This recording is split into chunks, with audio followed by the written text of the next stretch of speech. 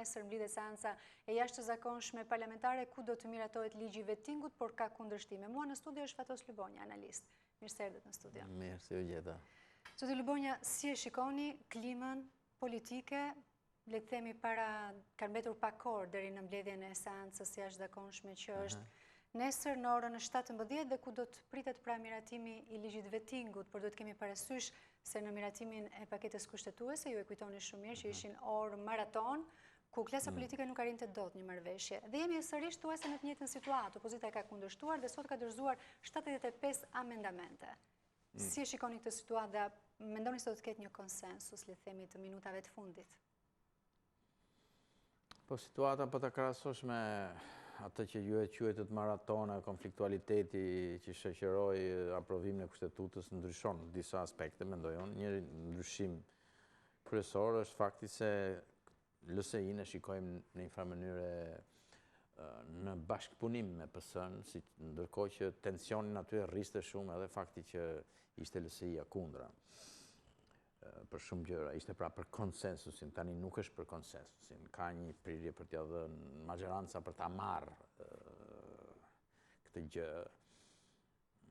Kjo e bën më të mpirë, nëse mund ta them situatën, për sa i përket ndjeshmërisë së kësaj situate, bashkë me verën, bashkë me vapën, ndoshta bashkë me lodhjen. Opozita e vetme duket më e pafuqishme, sikur s'ka zë, sikur mund ta kundërshtoj, por s'ka zë. Dhe kjo sepse ka një mbështetje tashmë le të themi një afrim të LSI-s. Është më e dobët, pikërisht sepse është më e dobët. Pavarësisht se mund të ketë drejt ose mund mos ketë drejt, njerëzit janë të lodhur sepse edhe ata që kanë qenë kundër, edhe ata që kanë qenë po pro kësaj reforme, nëse mund të themi, janë lodhur me të. Kështu që mendoj se mund të kaloj siç kalojnë kullat e Ramës, pavarësisht se ka dhe zëra që kundërshtojnë, prit avash. Ta shikojmë, a është kjo zgjidhja? A janë këto kullat gjëja kryesore, apo mos duhet bëjmë gjëra të tjera? A është reforma në drejtësi gjëja kryesore që duhet bëjmë për të shpëtuar nga ky sistem që na ka lodhur gjithëve, na ka raskapitur dhe i ka bërë njerëzit të ikin nga ky vend, apo mos duhej një tjetër gjë, i gjithë sistemi të kapi nga tjetër kund? Ky debat nuk bëhet më. I intereson padyshim atyre që janë në pushtet, po edhe opozitës në farë mënyre që e ngushton atë luftën e vetë. Kjo është gjendja, është siç është Shqipëria, domethënë, edhe reforma do të heci si kullat e Ramës, siç thash. Domethënë do kaloj. Kjo, të paktën ky vettingu. Vettingu. Ky ligji tani, për cilën ka, siç thatë juve, ka paraqitur. Pa konsensusin e opozitës. Besoj se kështu duket situata. Ambasadorët po janë të lodhur dhe ata duan të kalojë, sepse dhe ata siç dihet i kanë hyrë këtij kali dhe duhet ta çojnë këtë deri në fund, po pavarësisht se ne jemi një pjesë që flasim dalë se është kujdes se ja. Shikoni Kosovën. Kosova ka 7 vjet, ka bërë vetting të gjithë gjyqtarëve. Kosova në fakt, e dini ju? Se këtu si referohet njëri përvojës tonë Kroacia, apo ku diun, Rumania. Kosova ka bërë vetting para 7 vjetësh. Ka pasur Euleksin dhe ka Euleksin që ka 2200 të huaj, që janë aty prezent, dhe sot thonë s'kemi sistem drejtësisë, domethënë këta banditët që janë atje në krye të pushtetit vazhdojnë të qetë, askush nuk i trazon, kupton? Ndërsa këtu na japin iluzionin sikur me këtë vettingun edhe me këtë do të pastrohet Shqipëria. Ju thatë që në një farë mënyrë forcimi i koalicionit ka dobësuar opozitën në këto kushte për miratimin e vettingut, por ndërkohë a mund të jetë një, le të themi, hapje negociatave me Bashkimin Evropian që pritet këtë vjesht, një ndër arsyet që koalicioni i qeverisës po e shtyn përpara reformën. Duhet thënë që është një kusht i vendosur nga ndërkombëtarët për pikërisht miratimi i reformës, çuarja e saj përpara për hapjen e negociatave me Bashkimin Evropian. Dhe sa ndikim do të ketë kjo në fund? Nuk është kjo gjë e vetmja, ky është justifikim më shumë. Hapja e negociatave, gjithmonë thuhet hapja e negociatave, ndërkohë që Europa nuk po dihet se ku do shkojë, kupton? Mendoj që koalicioni është më i qetë, më i bashkuar tani, për arsye të brendshme, jo për arsye të jashtme, për arsye të interesave, nëse keni parasysh ajo lufta që u bë nga LSI-ja dhe për arsye se ndjeshin më të rrezikuar, në farë mënyre. Tash janë marrë vesh, ndoshta, në për tryeza, nuk e di se për çfarë janë marrë vesh, siç merren vesh gjithmonë, se këtu bëhet transparencë. Domethënë,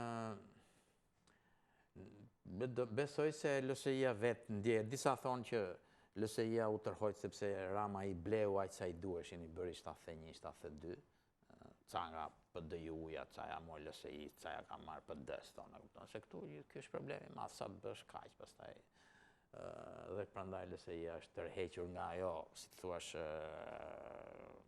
lufta për konsensus. Por nga ana tjetër mendoj që LSI-ja është bashkëqeverisë me Ramën.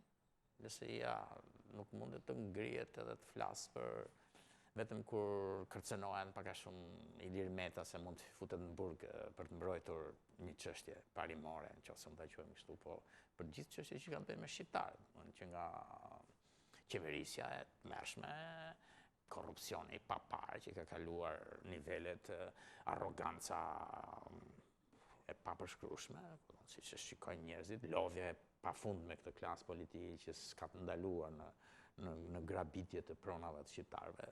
Kanë mbaruar resurset, kanë mbaruar resurset shpirtërore të njerëzve, shpresa. LSI-ja është pjesë e kësaj, dhe kështu që nuk do gjej vend më të mirë Ilir Meta me shokë se sa në gjirin e partisë së socialiste, kupton, bashkë aty dhe të vazhdojnë ato interesat e tyre. Ndërkohë kemi rikthim të intensitetit të takimeve të ndërkombëtarëve ose le të themi të ambasadorëve të akredituar në vendin tonë. Sot ka pasur takime të ambasadorit amerikan Donald Lu dhe Romana Vlautin me kreun e opozitës Basha dhe gjithashtu me kreun e kuvendit Ilir Meta. Si e shikoni këtë vijim këmbgulës pra për arritjen e konsensusit, për çuarjen para dhe për miratimin e këtyre ligjeve që bëjnë zbatueshme? Ata do ta çojnë gjë në fund këtë punë, se janë angazhuar, se ku janë angazhuar, sa janë angazhuar, në fund fare përgjithësi nuk mbajnë ata, mbajnë shqiptarët, në kuptimin, po dështoj, kjo s'ka problem, do jetë një ambasador tjetër mbas Lus, mbas një 2 vjetësh, kupton, Luja do ikë andej. Mund të thotë që unë tentova bërë një punë, kanë 25 vjetë që i kemi ndërkombëtarët këtu, unë i shikoj gjithmonë gjithnjë me zhgënjim ndërkombëtarët në Shqipëri. Nuk ka vend, sot isha me një mik që ka jetuar një kohë gjatë në Sloveni, këto thotë s'ka vend në Ballkan, në Sloveni ku ai jeton, as mund të mendohet që në një vend aq i hipokrit si Slovenia dalë ambasadori amerikan të jetë protagonisti i politikave të brendshme, kupton. Kjo është situata që kemi ndërtuar ne. Luja po bën ai lojën e vet, në kuptimin që ndoshta mendon për mirë, ndoshta ka marrë një porosi ande nga lobingjet e Washingtonit, e kam thënë herë tjetër, nuk e di eksakt se çfarë loje është, por ne që njohim Shqipërinë për 20-25 vjetësh e kemi shumë të qartë, dhe Kosova që është rasti më i afërt që thash, se nuk mjafton një vetting për të pastruar këtë, më fal për shprehjen, që kaq të madhe që kemi ndërtuar neve, po duhen, si thot ato, duhen ujëra shumë më të fuqishme që ta pastrojnë këtë të keqe. Ambasadorët jetojnë mirë këtu, nuk ka ndonjë problem ata aty, keni parasysh ata jetojnë në për kështu tip vilash, i kanë të gjitha të mirat, janë të rrethuar, i miklojnë dhe këta gazetarët, politikanët vjen atje, nuk ka problem.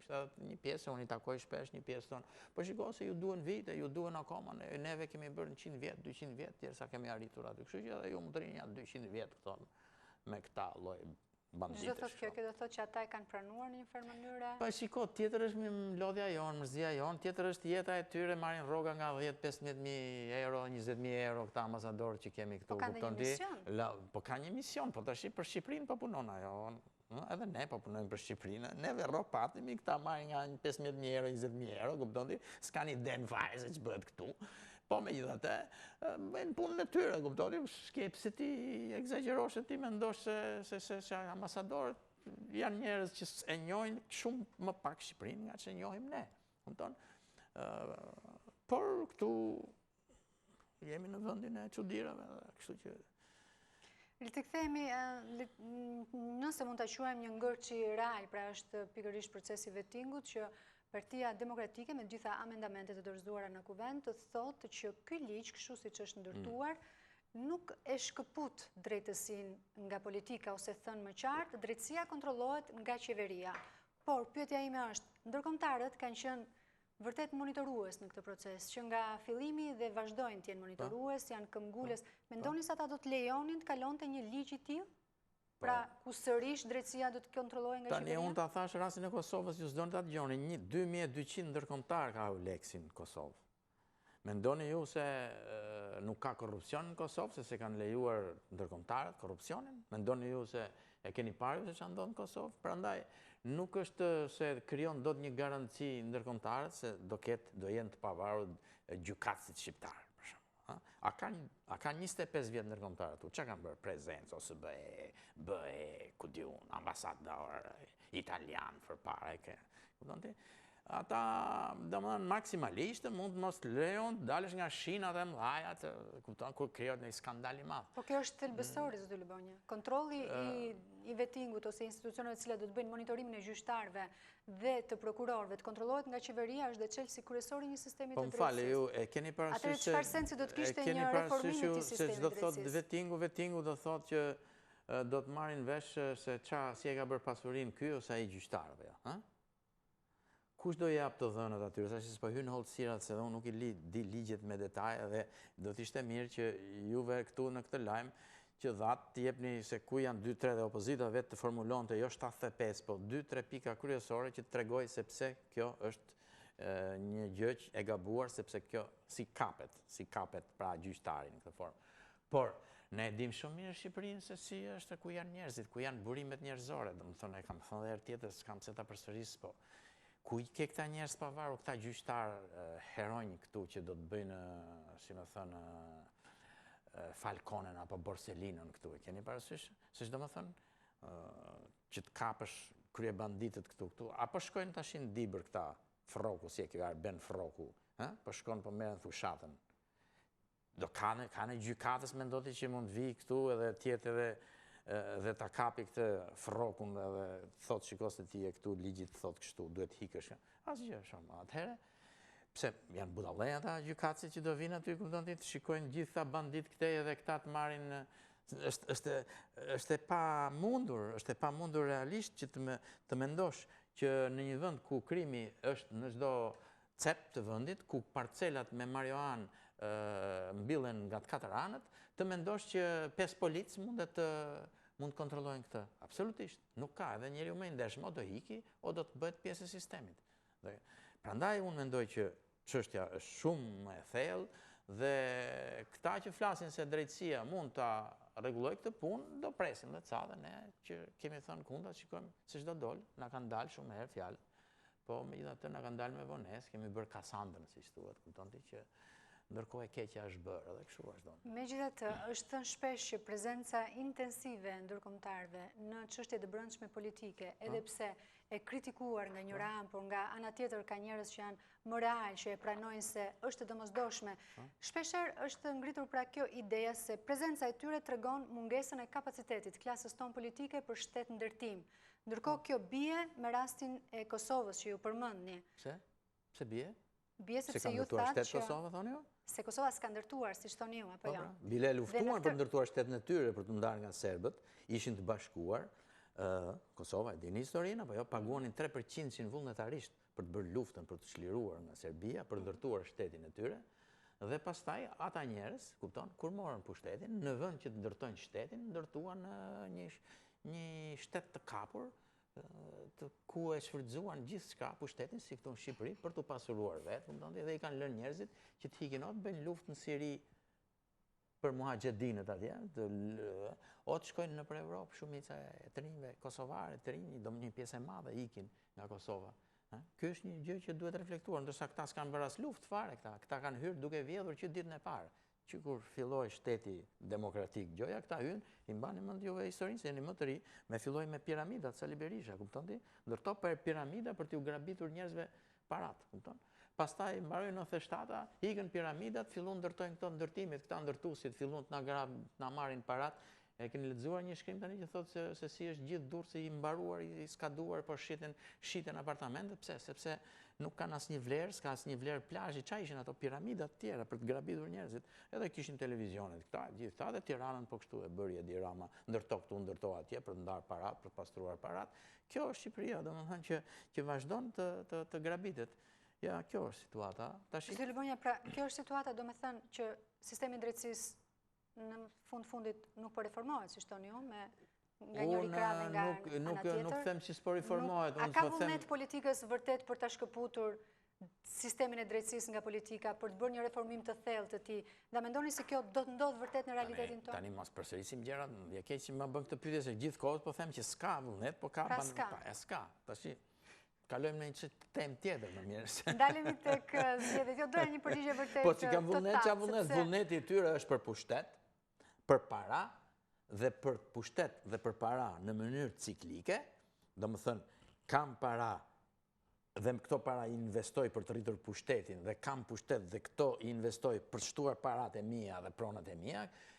Ky është sistemi në Shqipëri që funksionon mjet atyre oligarkëve që po ju jep tash Rama ca kulla këtej, kulla andej, se kemi nevojë për kullan e akoma, ata kanë para, prish stadiumin këtej, kuptoni, ndërto kulla ke stadiumi, kupton?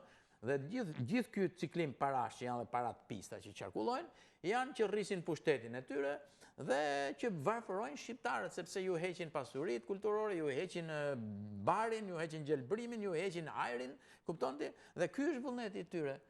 Drejtësia që duhet i kontrollojë këta është e nënshtruar, është e kapur dhe s'ka fuqi dhe s'do të ketë fuqi për të ndaluar kullat e Edi Ramës dhe oligarkëve të tij, Kastrati, ku diun kush janë këta që po ndërtojnë tash, kuptonti? Ndalemi tek zgjedhjet në Dibër. Është një bashki e cila ka marrë vëmendje jo vetëm se vjen pak muaj para zgjedhjeve të përgjithshme, do të tregojnë në një farë mënyrë edhe forcat e të dyja partive të mëdha, Partisë Socialiste dhe Partisë Demokratike, por edhe për vetë faktin se aty kërkohet edhe një kryetar pas skandalit seksual që përfshiu bashkinë me Shukri Xhelilin. Si e shikoni ju fushatën elektorale atje dhe a mendoni se janë vërtet po kaq të rëndësishme këto zgjedhje që do të tregojnë edhe në një farë mënyrë fituesin në thonjza edhe të zgjedhjeve të përgjithshme? Unë shikoj kështu si një provë dhe mendoj që për të matur se sa pak kënaqësia në rritje e njerëzve, përgjithësi, e njerëzve thjesht, mund përkthehet në vot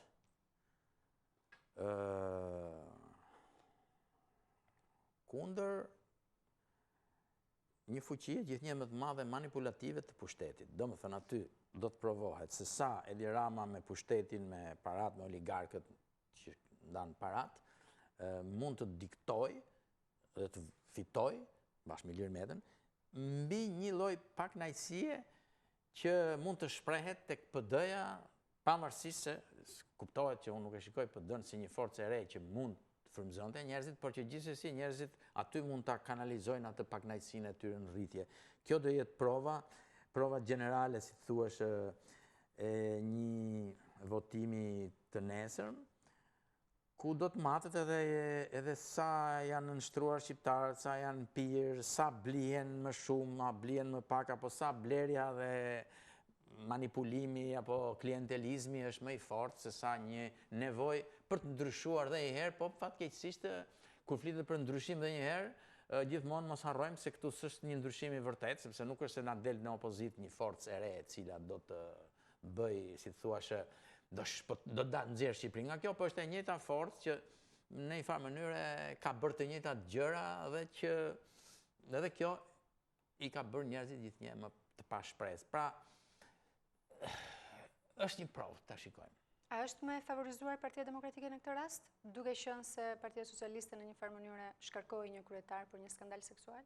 Do të ndikojë kjo pjesë, do ta ndëshkojnë me vot, le të themi, Dibranët? Këtë nuk e dim, do të ndëshkojnë. Tash është problemi këtu.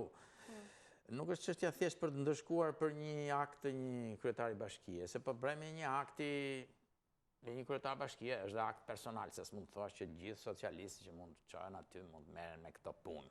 Kupton ti? Po, janë ngjarje që ndikojnë. Bile nga herë këto punë janë më të lehta se ca punë tjera, më pak të rënda, nëse mund ta quaj në kuptimin e dëmi, se sa disa punë që shkatërrojnë, ku diun, komunitete, interesa, të tjera, korrupsioni i madh për shembull, për mua janë krime më të rënda, pavarësisht se ky bën më shumë efekt në kuptimin e. Kështu që a do jetë kjo duhet parë se sa Dibranët do të edhe tradicionalistët duhet parë dhe kjo se si kanë votuar më parë. Përgjithsisht ka qenë një zonë më afër PD-s që përsoja ka pasur disa mandate ka pas disa mandate. Kjo nënkupton që mund të jetë PD-ja e fortë, nëse aq më tepër me këto pakënaqësitë në rritje duhet fitoj PD-ja. Por nëse edhe me këto pakënaqësitë në rritje fiton PSLSI-ja, atëherë është një pikpyetje e madhe sa ka fituar vërtet për qeverisje të mirë, aq më tepër kur kishte një kryetar bashkie të tillë, dhe sa nga forca e asaj që thash më parë, manipulimit votës, e blerjes votës, e imponimit me forcën e pushtetit e tjera. Një pyetje e fundit, nuk besoj se jemi herët për të pyetur, a kanë shqiptarët një alternativë për zgjedhjet e ardhshme? Unë kam thënë gjithmonë që kur ishte puna që duhet ikte Saliu, në zgjedhjet e fundit s'kam pas besim tek Edi Rama, po kam thënë që duhet aprovojnë dhe Edi Ramën që të lindi alternativa, domethënë një alternativë kundër të kësaj kaste që bashkëpunon me të njëjtet oligark, me të njëjtet pasanik që dje pasuroheshin me Saliun, pronar media shandej e këtej që dje ishin me Saliun, sot i shërbejnë Ramës, sot marrin leje ndërtimi nga Rama, dje merrin nga Saliu, zaptonin këtej, zaptonin andej. Domethënë duke parë shqiptarët që janë po këta mbrapa, se është problemi një personi këtu është problemi i gjithë sistemi që kanë ngritur këta. Një person, sado i çmendur tjetër, kam thënë, nuk mundet të qeverisin nëse nuk ka mbrapa, se prish do stadiumin që Malstava i pa pasur mbrapa një tuf, kupton ti, njerëzit që e sponsorizojnë, që i paguajnë parate, që ke tjera. Pra, duke parë që ky do bëjt njëjtën gjë, duhet lindi alternativa. Ajo që shoh për fat keq është një mpirje, një lodhje, një dorëzim i njerëzve, ky vend nuk bëhet ajo shpreha, ky vend duhet hikim, duhet shkojmë, është shpreha dominante. Kështu që në këtë situatë alternativa e Shqipërisë është për fakt është dramatik, një dalje me dramë nga situata që do të thotë me traumë, do si ndodhen piramidat për shembull, po mos kishin rënë piramidat në 97-ën vështirë se forcat politike mund të ndronin atë sistem, si ishte ngritur ashtu, por ra pasuri, ranë për piramidat, humën lekë dhe ra. Dhe përgjithsisht kjo kanë qenë alternative e Shqipërisë, kur e kanë bërë aq balt këta qeverisit, sa janë bashkuar gjithë qelbësirat e anës tjetër, si thoshin, për të rrëzuar baltën, kupton ti? Mirë, po çfarë ndodh? Ndodh kjo që çdo kush që merr pushtetin hap shtigje të reja. Është si thuash, ai që vjen përpara hap një shtig, e hap dhe një qik më thellë shtegun e të keqes. Ja hap ati që vjen përpara. Kështu që ai hecën deri ke shtegu që i ka hapur ai tjetri, hap edhe ai një rrugë tjetër për të hecur akoma në të keqe, kupton ti? Edhe vin kështu dhe kështu shkon nga e keqja në më të keqe Shqipëria, me atë tezën që keqja më e vogël më mirë. Keqja më e vogël bëhet më keqja më e madhe sa vjen pushtet dhe vazhdon hapet shtegu i të keqes. Se si do dalim nga kjo, unë ta thash, nuk jam njeri që jam menduar shumë dhe më e mundshme më duket trauma, godit, rënja, katastrofa. Falenderoj që ishit në studio.